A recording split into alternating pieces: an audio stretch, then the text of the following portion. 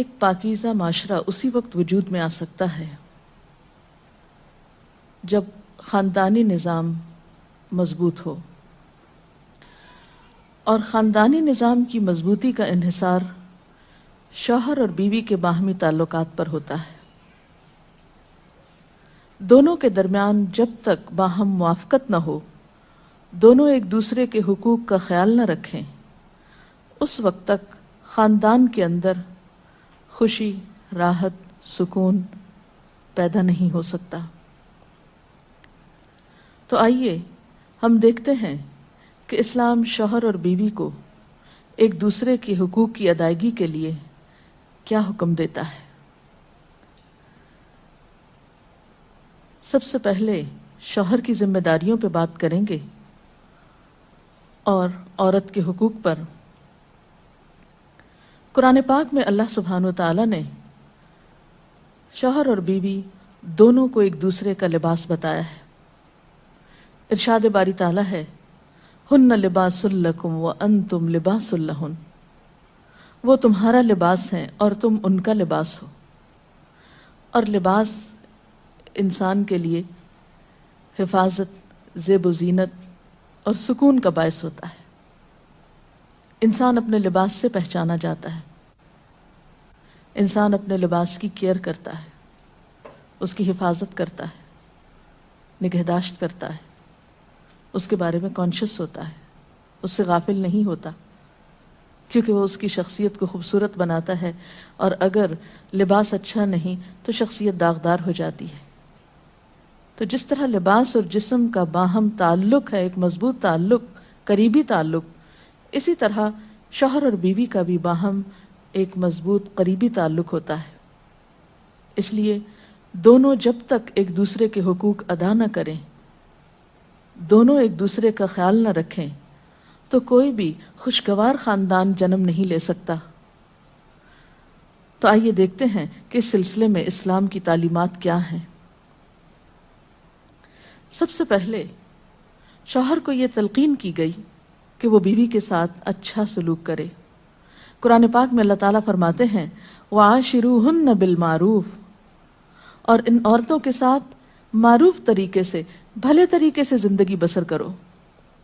حجۃ الوداع کے موقع پر نبی صلی اللہ علیہ وسلم نے مردوں کو تلقین کرتے ہوئے فرمایا، لوگو سنو، عورتوں کے ساتھ اچھے سلوک سے پیش آؤ، کیونکہ وہ تمہارے پاس قیدیوں کی طرح ہیں۔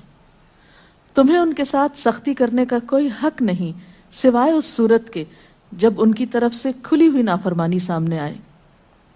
اسی طرح آپ نے اپنے اس خطبے میں یہ بھی فرمایا کہ دیکھو سنو، تمہارے کچھ حقوق تمہاری بیویوں پر ہیں اور تمہاری بیویوں کے کچھ حقوق تم پر ہیں۔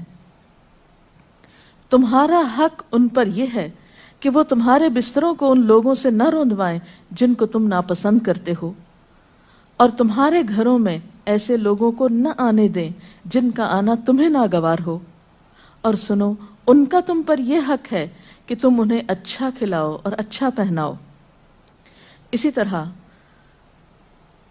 اسلام شوہر کو یہ حکم بھی دیتا ہے کہ وہ بیوی کے ساتھ خوشگمان رہے۔ اور اگر دیکھا جائے تو انسانی گمان اور انسانی سوچ انسان کے عمل کی بنیاد بنتی۔ آپ کسی کے ساتھ بھی اچھا سلوک اسی وقت کر سکتے ہیں جب آپ اس کے بارے میں حسن ظن رکھتے ہوں، اس کے بارے میں اچھی سوچ رکھتے ہوں، اس کے لیے برا نہ چاہتے ہوں۔ اسی لیے ہم دیکھتے ہیں کہ قرآن پاک میں اللہ سبحانہ و تعالیٰ تنقین فرماتے ہیں کہ فَإِن كَرِهْتُمُوهُنَّ فَعَسَىٰ أَن تَكْرَهُوا شَيْئًا وَيَجْعَلَ اللَّهُ فِيهِ خَيْرًا كَثِيرًا، کہ اگر وہ تمہیں کسی وجہ سے ناپسند بھی ہوں تو ہو سکتا ہے کہ ایک چیز تمہیں پسند نہ ہو، مگر اللہ تعالیٰ نے اسی میں تمہارے لیے بہت کچھ بھلائی بنا رکھی ہو۔ اس مفہوم کو آپ صلی اللہ علیہ وسلم نے ایک حدیث میں یوں بیان کیا ہے کہ کوئی مومن اپنی مومنہ بیوی سے نفرت نہ کرے۔ اگر بیوی کی کوئی عادت اس کو پسند نہیں تو ہو سکتا ہے کوئی دوسری خصلت اس کو پسند آ جائے۔ اسی طرح بیوی کے ساتھ عفو و درگزر کی روش اختیار کرنے کا بھی حکم دیا گیا ہے، کیونکہ گھر میں 100 معاملات ایسے ہو سکتے ہیں جن میں دونوں کو ایک دوسرے سے اختلاف ہو یا ایک دوسرے کی کوئی بات ناپسند ہو، یا ایک دوسرے کی طرف سے کچھ زیادتی ہو، تو ایسی صورت میں جب تک معاف کرنے کی روش پر عمل نہ کیا جائے بہتری نہیں ہو سکتی، کیونکہ انسان تو خطا کا پتلا ہے، غلطی تو اس سے ہوگی۔ اس لیے قرآن پاک میں خاص طور پر اہل ایمان کو حکم ہے، یا ایھا الذین آمنوا ان من ازواجکم و اولادکم عدوا لکم، اے لوگو جو ایمان لائے ہو، تمہاری بعض بیویاں اور اولاد تمہارے دشمن ہو سکتے ہیں، فاحذروہم، ان سے محتاط رہو، وَإِن تَعْفُوا وَتَصْفَحُوا وَتَغْفِرُوا فَإِنَّ اللَّهَ غَفُورٌ رَحِيمٌ، پھر اگر تم معاف کر دو، بخش دو، عفو درگزر سے کام لو، تو بے شک اللہ تعالیٰ بھی غفور الرحیم ہے۔ معاف کرنے کے لیے یہاں پر 3 الفاظ ایک جگہ پر استعمال ہوئے ہیں، تعفو، تصفحو، تغفرو۔ اس سے آپ اندازہ لگا سکتے ہیں کہ کس قدر تاکید ہے معاف کرنے کی، اور ایک اچھا گھرانہ معاف کیے بغیر ایک دوسرے کو وجود میں آ ہی نہیں سکتا۔ نبی صلی اللہ علیہ وسلم نے خاص طور پر عورت کے ساتھ اچھے سلوک کی تلقین کرتے ہوئے فرمایا، عورتوں کے ساتھ اچھا سلوک کرو، عورت پسلی سے پیدا کی گئی ہے، اور پسلیوں میں سب سے زیادہ اوپر کا حصہ ٹیڑھا ہے، اس کو سیدھا کرو گے تو ٹوٹ جائے گی، چھوڑ دو گے تو ٹیڑھی رہے گی، بس عورتوں کے ساتھ اچھا سلوک کرو۔ بعض اوقات یہ سمجھا جاتا ہے کہ اس میں شاید عورتوں کی توہین کی گئی، نہیں، اس میں عورت کی فطرت کو بتایا گیا ہے کہ اس کے اندر ایک خاص طرح کے جذبات اللہ تعالیٰ نے پیدا کیے ہیں۔ مرد عموماً زیادہ عقل سے کام لیتے ہیں جبکہ عورت جذبات سے کام لیتی ہے، تو مرد اپنی سوچ کے مطابق عورت سے معاملہ نہ کرے، بلکہ عورت کی پوزیشن کو دیکھتے ہوئے، اس کے جذبات کو دیکھتے ہوئے اس سے معاملہ کرے اور حسن سلوک کرے، تو خاندانی زندگی زیادہ خوشگوار ہو سکتی ہے۔ پھر اسی طرح بیوی کے ساتھ خوش اخلاقی کا برتاؤ کرنے کا حکم دیا گیا۔ آپ صلی اللہ علیہ وسلم نے فرمایا، کامل ایمان والے مومن وہ ہیں جو اپنے اخلاق میں سب سے اچھے ہیں، اور تم میں سب سے اچھے لوگ وہ ہیں جو اپنی بیویوں کے حق میں سب سے اچھے ہیں۔ ہمارے ہاں تو اس شخص کو زن مرید کہا جاتا ہے جو بیوی کے ساتھ اچھا سلوک کرتا ہو، حالانکہ اللہ کے رسول صلی اللہ علیہ وسلم کے نزدیک سب سے اچھا مومن وہ ہے جو بیوی کے حق میں خوش اخلاقی برتتا ہے۔ یعنی کسی انسان کی خوش اخلاقی کا ثبوت اس سے نہیں دیا جائے گا کہ وہ اپنے گھر سے باہر کس کے ساتھ کیسا ہے، بلکہ یہ دیکھا جائے گا کہ وہ گھر کے اندر کیسا سلوک کر رہا ہے اپنے قریب ترین انسان کے ساتھ۔ حضرت عائشہ رضی اللہ تعالی عنہا فرماتی ہیں کہ میں نبی صلی اللہ علیہ وسلم کے ہاں گڑیوں سے کھیلا کرتی تھی، میری سہیلیاں بھی میرے ساتھ کھیلتی، جب نبی صلی اللہ علیہ وسلم تشریف لاتے تو سب ادھر ادھر چھپ جاتی، آپ ڈھونڈ ڈھونڈ کر ایک ایک کو میرے پاس بھیجتے تاکہ وہ میرے ساتھ کھیلیں۔ اس سے آپ اندازہ لگا سکتے ہیں کہ آپ صلی اللہ علیہ وسلم کا اپنے ازواج مطہرات کے ساتھ کیسا سلوک تھا، کیسا معاملہ تھا، اور وہ ان کے جذبات کا کس قدر خیال رکھتے تھے۔ اسی طرح شوہر کی ذمہ داریوں میں سے یہ ذمہ داری بھی ہے کہ وہ بیوی کو خوش دلی سے نان نفقہ دے، اس کی ضروریات پوری کرے۔ اس سے نہ صرف یہ کہ دنیاوی اعتبار سے وہ اپنی ذمہ داری پوری کرے گا، بلکہ آخرت کے اعتبار سے بھی وہ بہترین اجر و ثواب کا مستحق ہوگا۔ نبی صلی اللہ علیہ وسلم نے فرمایا، ایک دینار وہ ہے جو تم نے اللہ کی راہ میں خرچ کیا، ایک وہ ہے جو تم نے کسی غلام کو آزاد کرنے میں خرچ کیا، ایک وہ ہے جو تم نے کسی فقیر کو صدقے میں دیا، اور ایک وہ ہے جو تم نے اپنے گھر والوں کو صدقے میں دیا، یعنی اپنی بیوی کو کھلایا، اس کی ضروریات پوری کرنے پہ لگایا۔ ان میں سب سے زیادہ اجر و ثواب اس دینار کے خرچ کرنے کا ہے جو تم نے اپنے گھر والوں پہ خرچ کیا۔ وہ لقمہ جو شوہر اپنی بیوی کو کھلاتا ہے وہ شوہر کے حق میں صدقہ لکھا جاتا ہے، یعنی فریضے کی ادائیگی تو اپنی جگہ، لیکن اس کا خرچ کرنا اس کے لیے باعث ثواب ہے اس مد میں۔ پھر اسی طرح بیوی بچوں کی دینی تعلیم و تربیت، یہ بھی شوہر کی ذمہ داری۔ قرآن پاک میں اللہ تعالیٰ فرماتے ہیں، یا ایھا الذین آمنوا قوا انفسکم واہلیکم نارا، اے لوگو جو ایمان لائے ہو، اپنے آپ کو اور اپنے گھر والوں کو آگ سے بچاؤ۔ قرآن پاک میں نبی صلی اللہ علیہ وسلم کے ذریعے امت کو حکم دیا گیا ہے، وَأْمُرْ أَهْلَكَ بِالصَّلَاةِ وَاصْطَبِرْ عَلَيْهَا، کہ اپنے گھر والوں کو نماز کا حکم دو اور خود بھی اس کی پابندی کرو۔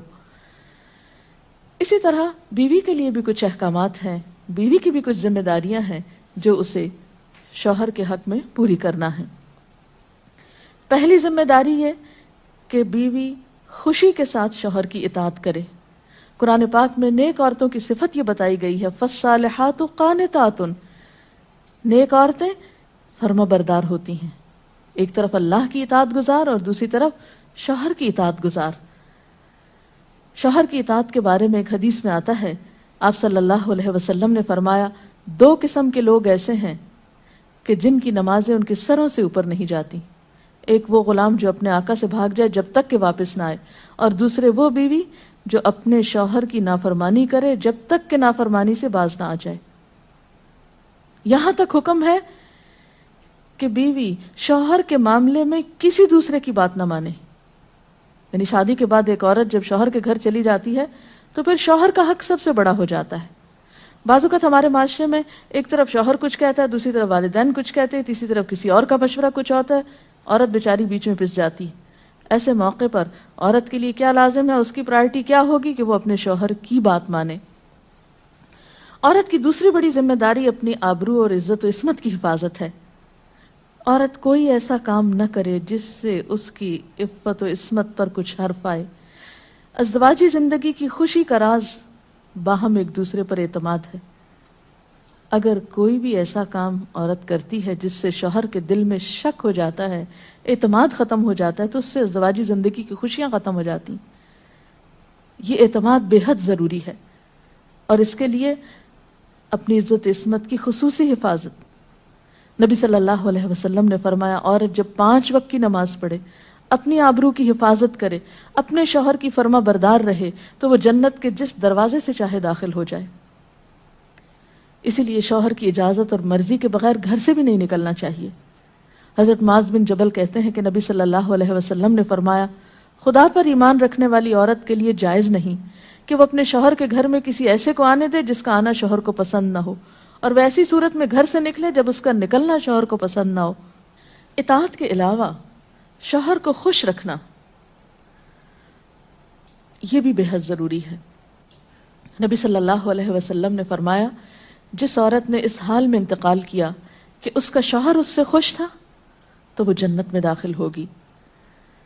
اور عموماً کسی کی خوشی کے لیے انسان اپنے جذبات کی قربانی دیتا ہے، بعض اوقات اپنی سوچ کی قربانی دیتا ہے، بعض اوقات اپنے کسی اور راحت و آرام کی قربانی دیتا ہے۔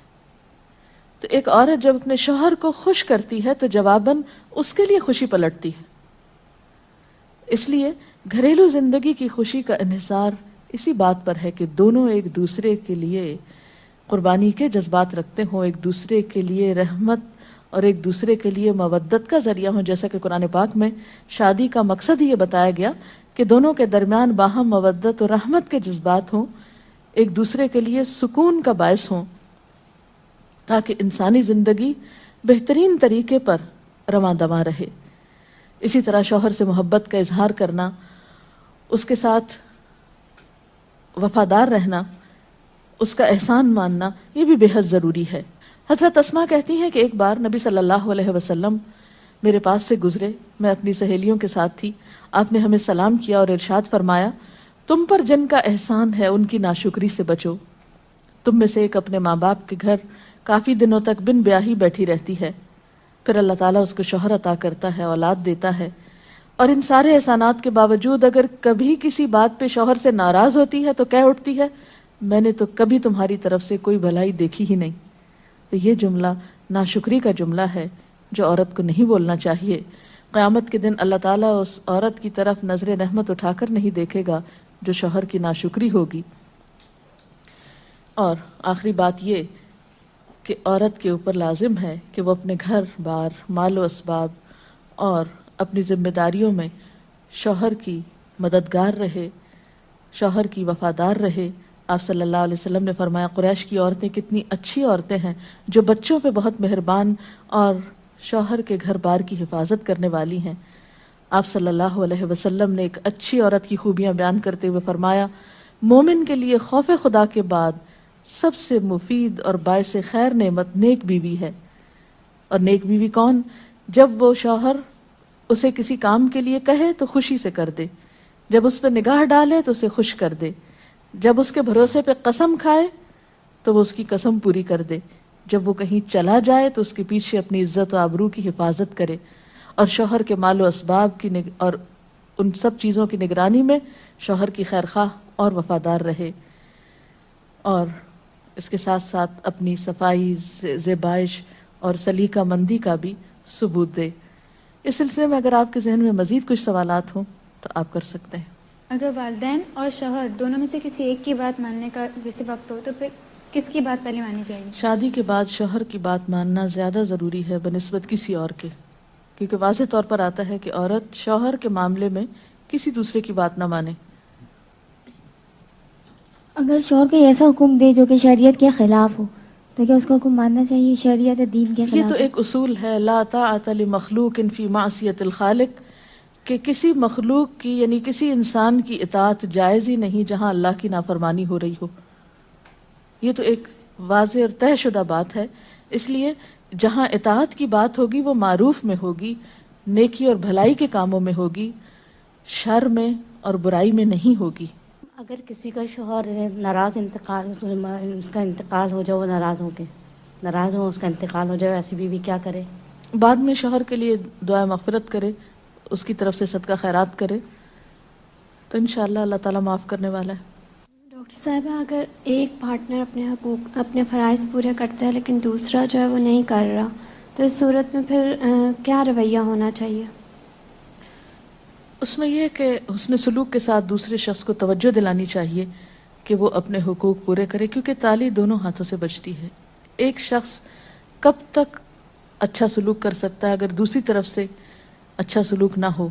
لیکن یہ یاد رکھیے کہ انسان بد اخلاقی کے ساتھ نہ کسی کا دل جیت سکتا ہے، زور زبردستی کے ساتھ کسی سے اپنے حقوق نہیں منوا سکتا۔ وقتی طور پہ ہو سکتا ہے کہ پریشرائز ہو جائے، لیکن کسی کے دل میں اپنی جگہ نفرت یا سختی سے نہیں بنائی جا سکتی، محبت کے ساتھ ہی بنتی ہے۔ اس لیے صبر سے کام لینا چاہیے، اس معاملے میں جلد بازی نہیں کرنی چاہیے، اور دوسرے کو اپنے اخلاق کے ساتھ درست کرنے کی کوشش کرنی چاہیے، کیونکہ شوہر اور بیوی کا باہم تعلق جو ہے وہ بنیادی طور پر ہے ہی محبت کا تعلق۔ اگر شوہر دینی تعلیم کو اہمیت نہیں دیتا لیکن بیوی اسے حاصل کرنا چاہتی ہے تو ایسے میں بیوی کو کیا کرنا چاہیے؟ اب دیکھیے کہ دین کی تعلیم تو یہی ہے کہ طلب العلم فریضۃ علی کل مسلم، علم حاصل کرنا ہر مسلمان پر فرض ہے۔ اس میں جیسے مرد کا حق ہے علم حاصل کرنے کا، ایسا ہی عورت کا بھی حق ہے، کیونکہ علم کے بغیر تو زندگی اندھیر ہے، نہ انسان دنیا میں صحیح طور پر زندگی بسر کرتا ہے اور آخرت میں بھی وہ کیسے حساب کتاب دے سکتا ہے جب اس کو پتہ ہی نہیں کہ اس کی ذمہ داریاں کیا ہیں، اسے کیا کرنا چاہیے اور کیا نہیں کرنا چاہیے۔ تو اس لیے اسلام نے ایسے معاملے میں عورت کو حق دیا ہے کہ وہ اپنا حق لے سکتی ہے، یعنی اگر شوہر نہیں بھی راضی تو وہ دینی علم حاصل کر سکتی ہے جس پر اس کی دنیا اور آخرت کی فلاح کا انحصار ہے۔ اگر شوہر دوسری شادی کرنا چاہے اور اپنی پہلی بیوی سے اجازت لینا کیا اس پہ فرض ہے؟ نہیں، فرض نہیں۔ السلام علیکم میڈم، جو سنان نفقے کا ذکر کیا ہے نا کہ ذمہ داری شوہر پہ ہے، تو وہ جی ہاں، کس حد تک ذمہ دار ہے؟ مطلب کہاں تک دے سکتا ہے؟ کوئی لمٹ ہے اس کی کہ اتنا کماتا ہے تو اتنا دے سکتا ہے؟ نہیں، اصل میں اس میں کوئی حساب کتاب تو نہیں کیا گیا، ہر ایک کو اس کی حیثیت کے مطابق دینا ہوتا ہے۔ جو وسعت والا ہے وہ زیادہ خرچ کرے گا، جو کم حیثیت والا ہے وہ اپنی حیثیت کے مطابق کرے گا، لیکن بنیادی ضروریات بیوی بچوں کی پورا کرنا شوہر کی ذمہ داری ہے، جس میں تعلیم، رہائش، خوراک، لباس، دوا، علاج، معالجہ، یہ سب شوہر کی ذمہ داری۔ ڈاکٹر صاحب، آپ نے کہا کہ یہ باہم اعتماد کا رشتہ ہے میاں بیوی کا۔ میاں تو بیوی پہ اعتماد کرتا ہے، اگر بیوی کو اس پہ نہیں اعتماد ہے کہ وہ کچھ چھپاتا ہے یا کچھ نہیں بتاتا ہے، تو بیوی کو کہاں تک اجازت ہے کہ وہ اس بات کو قریدے، اس سے پوچھے؟